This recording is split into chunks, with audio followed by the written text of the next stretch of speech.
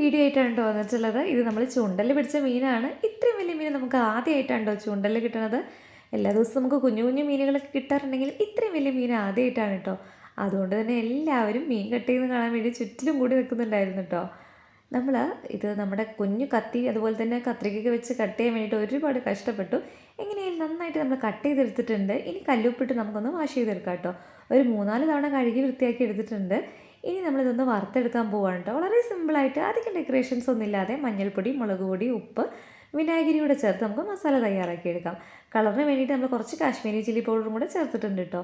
ഇനി മീൻ കുറച്ച് സമയം നമ്മൾ മസാല തേച്ച് വെക്കണം. അത് കഴിഞ്ഞ് പാൻ വെച്ച് വെളിച്ചെണ്ണ ഒഴിച്ച് കുറച്ച് കറിവേപ്പില കൂടി ഇട്ട് കൊടുത്തിട്ട് മീനൊന്ന് വറുത്തെടുക്കാം. നല്ല അടിപൊളി ടേസ്റ്റ് ആയിരുന്നു കേട്ടോ. അപ്പോൾ എല്ലാവരും വീഡിയോ മുഴുവനായിട്ട് കണ്ടു നോക്കൂ. ഇഷ്ടമാവുകയാണെങ്കിൽ തീർച്ചയായിട്ടും നമ്മുടെ ചാനൽ ഒന്ന് സബ്സ്ക്രൈബ് ചെയ്തേക്കണേ.